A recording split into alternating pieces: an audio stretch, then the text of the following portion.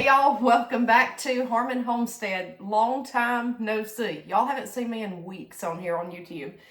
And it's been a tough morning, it's been a tough week, and I wanted to give you guys an update. So I am sitting here at the foyer of the new house. I'm going to call it Harmon Homestead Ranch. That's why we changed our YouTube name. And everything in here is either tile, hardwood, or carpet. So my husband and me have been ripping up all the carpet. The most awfulest terracotta colored carpet from the 90s was in this house, and it was completely dirty, nasty. The walls behind me are paneling. It was painted a pink color to match the carpet. We've been pulling up carpet, and I have been sanding these steps with an orbital sander. And I went ahead and painted everything before I thought we would try to sand the steps and redo these without buying new hardwood steps. And I learned that dust comes everywhere. So you can see here. So I'm not going to do any more painting until we get all of this done. So that's some updates. We have finished the master bath almost completely. I have painted the master bedroom. This weekend we're going to put up a wall and divide up this huge bedroom into 2 bedrooms. It used to be that way. See, I haven't told you guys this, but this actually was my grandmother's house. My grandmother that passed away this past summer. And we're moving into it. So that's why I'm able to keep up my gardens and keep up everything. It's very close by. And this house was built in 79 or 80, but it's a huge house. I live in a very small, old house. And it's actually the house she lived in when she started out with her family. And my mom was raised there as a little girl. And then later on, they built this one and moved across the hill. And it's high up on a hill if y'all have seen videos. And it's like a log cabin dream. She was obsessed with the Great Smoky Mountains and loved cabin stuff, loved Western stuff too. My mom always said she couldn't decide if she wanted to be a hillbilly or a Navajo Indian. And that's the truth. She loves this stuff. I do too. She loved it. So the outside of the house actually has log siding. And this house is, if you count the basement, there's actually 4 levels to this house. It's a split level home, but I am not used to anything like this. I'm not used to having this much space. I am not used to anything of this nature. I don't even know where to start. I don't have enough stuff to fill up this house, even half of it. So this has been an undertaking. Thankfully, my husband can do most of this by hand, and we're trucking along. So let's talk about a few things this morning. I have not filmed because so many things have went on this summer, and like I've told you in updates, there's not a lot to film. We have let the gardens go completely to the wayside. I can't do that and do this too. I cannot. Every day I've been focused on this house, and this is a lot of manual labor, hard work. So I've been doing this. I was doing Standing on the Promises videos. I have not posted any of those. So how I want to start out this video is I made a community post this morning on YouTube. I am passionate about the Smoky Mountains. I'm passionate about that area. Me and my husband went on the Blue Ridge Parkway, traveled the entire thing from Virginia to Gatlinburg, essentially. 2 years ago, it was the best trip of my life. Most years I go to Gatlinburg at least once. That area, or North Carolina, sometimes multiple times a year. That's my second home. I've always said I'm from Alabama and I can drive Knoxville better than I can Birmingham. I'm just more used to it. So I did a post this morning. If you're all aware, they have had the awfulest flooding and disaster there that anybody can imagine with Hurricane Helene. Now, when it came in through Florida, they've had damage. Georgia's had damage, South Carolina, the whole Southeast. Our county in Alabama here literally was on the line of the hurricane. Not much, well, no damage, little rain. We were literally the cutoff. And I'm passionate about this because several years ago we lived through Hurricane Zeta, and the eye literally tracked over our county. It was terrible devastation. I've done multiple videos on this, and that's what got me into prepping. So I'm just very passionate about this area and all the places that we stayed in Virginia and North Carolina, and the people were so welcoming, and I fell in love with Asheville. I fell in love with it. I thought it was the most beautiful thing I'd ever seen. We went to Mount Mitchell. The photo I posted this morning was me outside of Mount Mitchell. If you love mountains, North Carolina side has more than the Smokies, well, Gatlinburg could even imagine. And I tell everybody that, like, you need to go to Asheville and that through there. It is amazing, amazing. Little Switzerland, all these other places. It's just unbelievable. And it strikes home. Lives were lost, homes were lost. You could see single wides just floating down a river. Animals, houses up to their roof in floodwater, just terrible. Interstates collapsed. Interstate from Asheville to Knoxville has collapsed in many places. I-26 is shut down. It's terrible. And I'm passionate about this and recovery for these people and doing something. And so this morning, I did a Facebook post and I shared it, and I did a long commentary. I said, look, this is my second home, Tennessee, more so. I said my father is from Tennessee, and my whole life has been centered around this. These people have always been so welcoming to us and inviting to us. Let's do something to help them. I'm not seeing any relief yet this morning. Let's start. Now's no time like the present. What can we do? I tagged a local council person in the post. I tagged the state's two biggest meteorologists. I reached out to a member of a church, and I've not heard anything. So maybe they've not seen it yet. That was several hours ago. I said, look, if there's any way that you know how to organize relief, we're ready. I even told my husband this morning, I said, look, can you think we can get a trailer up there, our own, with goods? And he said, I don't know where to take it. That's the problem. So I shared the post with a group called Appalachian Americans. And what I did was I put a picture up. Many of y'all have seen this probably by now.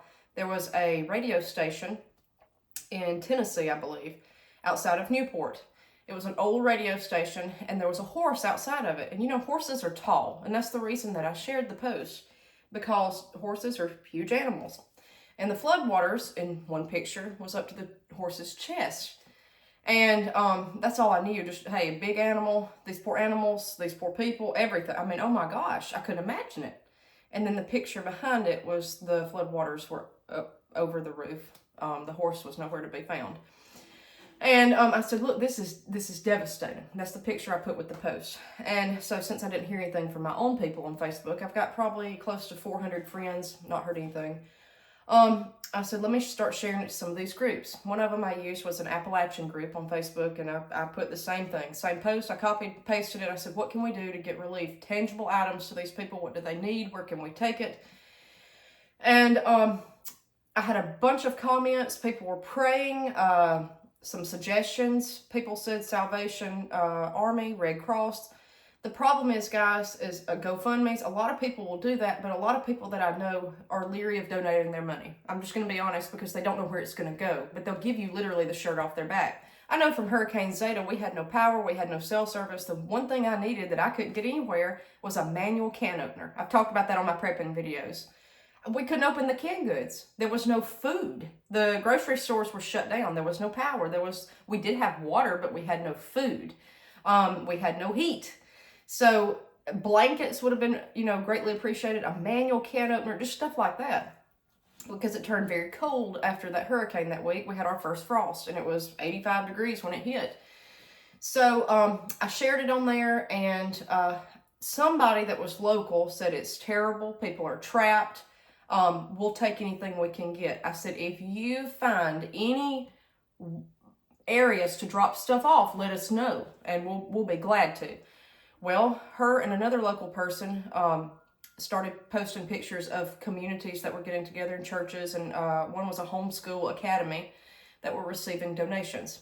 And so I was trying to share it, and as I did, someone commented on the post, and they said, how could you post a picture of a horse like this, and how could you choose this picture to represent us? And people actually, perished because of this, and how they were pretty rough.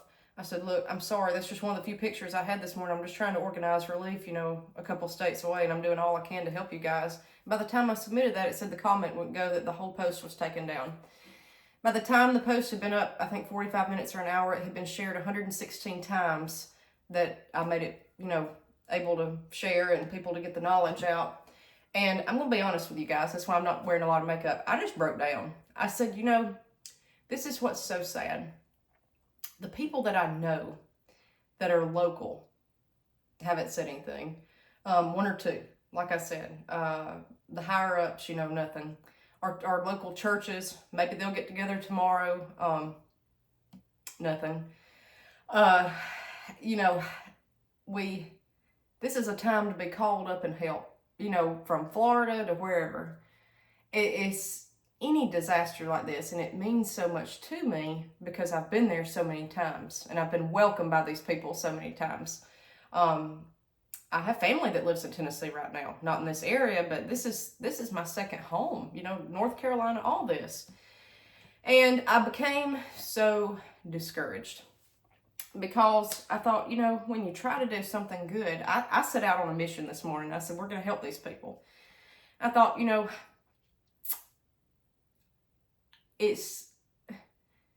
can't let a few bad apples ruin the whole cart. And you've got to keep pressing forward with your mission. But it's hurtful. It's hurtful. I mean, people started arguing about the horse and whether he was tied up or not. It doesn't matter. Lives were lost. Homes were lost. Animals' lives were lost. It's terrible. I didn't intend it for that to be, the whole point of just the horse. No, I was just showing you the level, the depths of the floodwaters on the horse up to his chest and then up to the roof. That could give you a visual about how bad it is, because we see trees down and you can't understand how bad flooding is if you just see trees down. I thought that would be a good visual to show people, like, hey, because it impacted me this morning when I saw it. And I just wanted to do something good. So the priority of this video right here is help these people any way we can. We, do what you can, give what you can. And one reason I went to tangible items, guys, my grandmother's stuff, everything in the house, she had probably 50 comforters. I've been trying to give it away. We give a lot to the Goodwill or a Christian type Goodwill. We've tried to give this stuff away. Tried to give it to people that need it. A lot of people don't want it, and that's sad too. I've been very surprised. We've got pots, pans, cookware, blankets, things like that, that we've tried to donate. And I had goods ready this morning. I mean, like ready to go that we can take. And clothes, things like that, of my own that I would be glad to donate to help somebody. Because the thought of somebody cold and wet and nothing but the shirt on their back is just, it's terrible to me. That's the priority, is we're going to help these people no matter what. We can do it grassroots. We will do what we can. So that's the priority of this video. Now, let me give you a little story about myself, and I think this will tie it all in very well. The one reason I lost it this morning, and I just lost it, I just boo-hooed, is because it means so much. In the past couple of months, I've been in a funk since my grandmother's passed, and things have been different. And it's kind of like I've had to pick up the torch down here in this area. This land has been in our family for centuries, and it's just difficult. She loved the Smokies. She loved it. I've been up there with her several times. That was her place. Everything here was Smoky, Smoky, Smoky. She loved it, the mountains. And like I said, my dad, and it's tough. It's tough. And when I woke up this morning, I thought, do something. Do something. I felt like I had a need and a purpose. And I've not felt that way all summer. And I thought, this is the Lord calling you to do this. And when the post got removed and all the help got stopped with people communicating on there, that put me down bad. But we're going to pick back up and keep going. This summer, I have been in kind of an internal conflict with myself. One reason I have not done any Standing on the Promises Christian videos, I did not feel like it was the right time, and I've not been able to think straight because me and my husband have actually left the church that we were attending. We're in the process now. I don't know whether we're going to go back or if we're going to try to find a new church. There was some things going on that I did not agree with leadership. And we've been devastated by that, completely devastated. And I didn't want to seem like a hypocrite at all, because I've needed help myself. So I sure didn't feel like I could give any encouragement or advice to you guys. But maybe in a video like this, we can help each other. I'm still 1000% Christian. Jesus Christ is my Lord and Savior. I have had trouble with the building establishment, okay? of that one particular place that we were going. It's sad, my family actually built that church in 1896. Got copies of the deed where the land was given by our family, and it's tough. You know, it means even more because that was our land. Half of it anyways. So I've been going through that, and my whole world's flipped upside down. This morning I thought, well, if they need nurses, I'll be glad to go. I have never told you guys this, but I am actually a nurse, and I came home last April to Homestead full-time. I never told y'all what my career was. I was raised down here out in the country. At 6th grade, after Christmas, we moved to a city. And I was merged from kind of a country type life to a small town city life, small town life. And that was pretty much catastrophic for me. I was used to running out in the woods and running with dogs and just running through the pasture and mountain girl type thing to being in the concrete jungle. And the kids didn't know me, I didn't know them, and it was just not good, okay? We moved to this town, and I was picked on pretty bad in school. I can remember 9th grade, I would walk into class, and my mother always picked me up in an old vehicle that we had, and it had a Tennessee tag on the front. And when I walked into school, there were 2 boys there. They were the most, popular ones, and they would squeal like a pig. And I never understood why when I walked in. And to find out later on, one of them told me that it was from Deliverance. I had never seen the movie, didn't understand it, didn't know. I sat down and watched it in the 9th grade, and that was not good.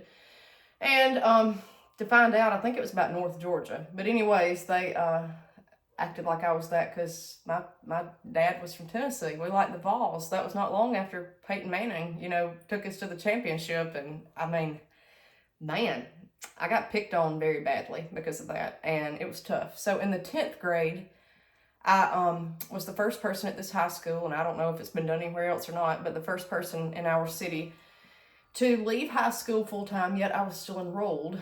It was 10th grade at Christmas time, and I went to our community college and took a full load of courses, full-time college courses, and it counted double for high school diploma and for college diploma and associate's degree.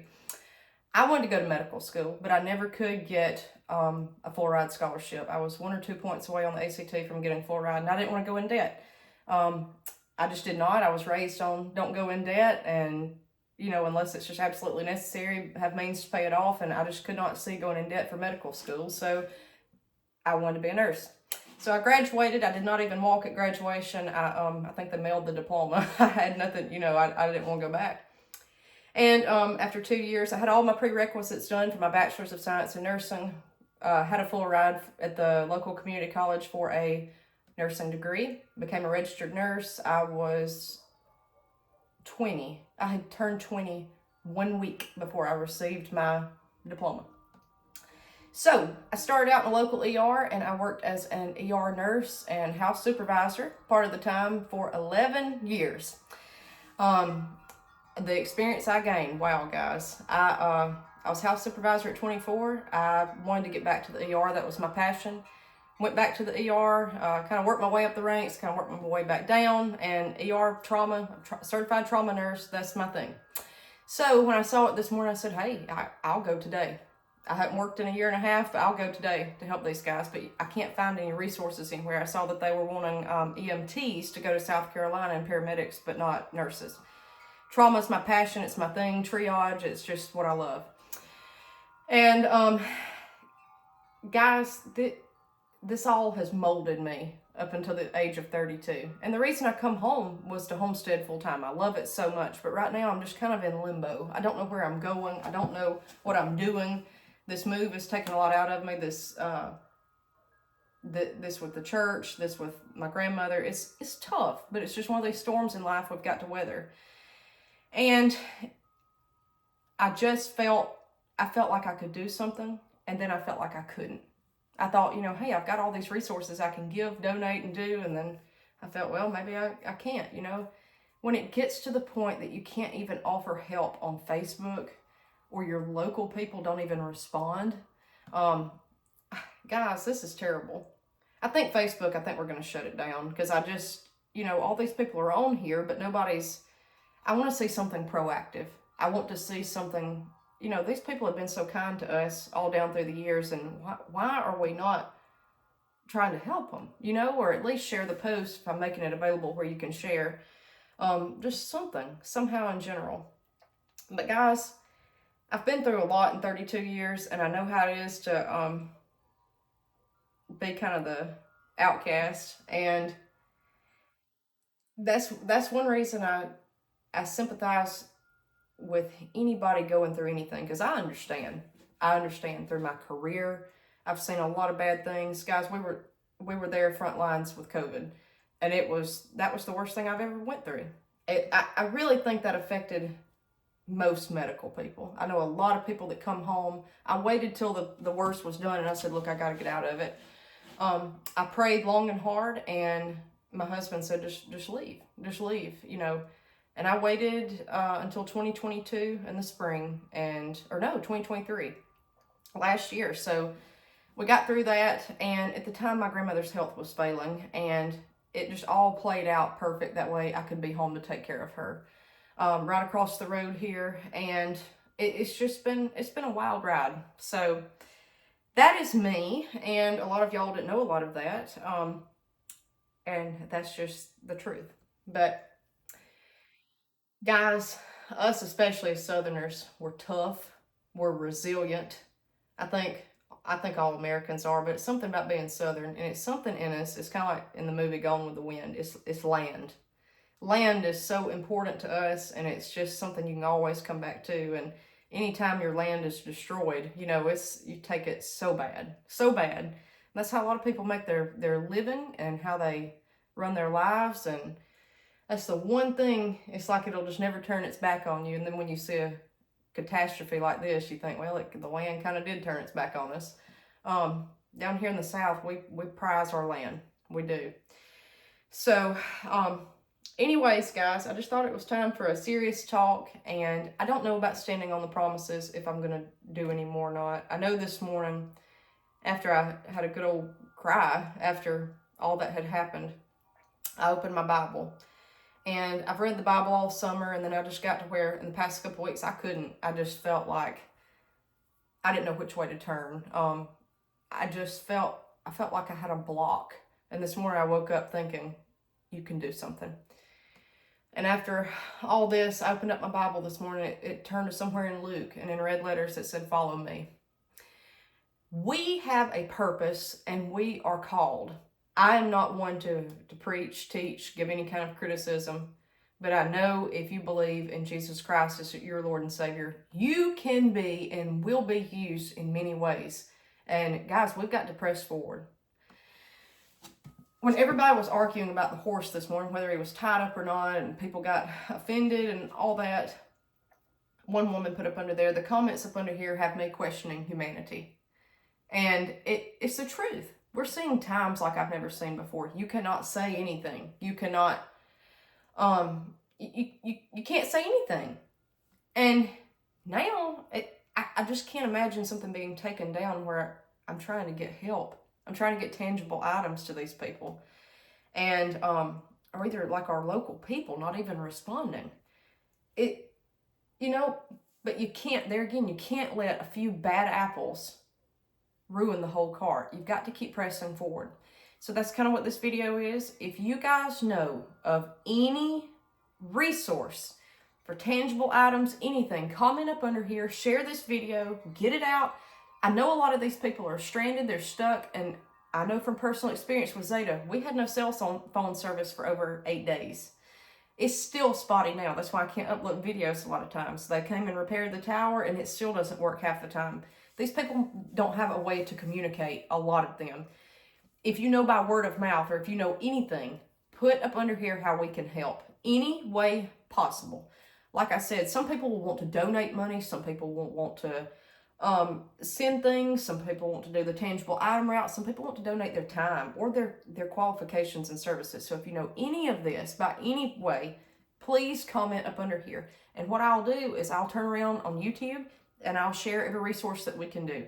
I'll make a community post, you'll get an alert, and go from there. I'll try to check them out. I assume most of these are going to be legitimate. GoFundMe, I don't know, I've never donated, but just make sure it's a reputable source that we can, you know, donate to a shelter, a church, whoever, okay?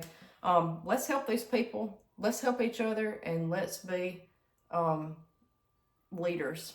Let's pull it together.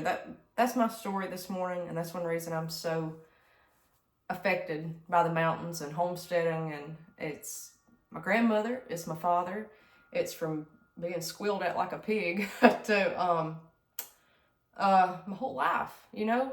It's about overcoming obstacles and breaking the norm, doing stuff that's never been done, attending college full-time at 16 years old in a small town, southern town, to doing whatever I can to be a helper, a giver. And like Jesus said in the Bible, we hear, you know, faith, hope, and love, but in mine it says charity, and charity is love. And the greatest of these is charity, love. So let's see what we can do to pull together. All right, guys, very emotional video today. We'll see you next time on Harmon Homestead.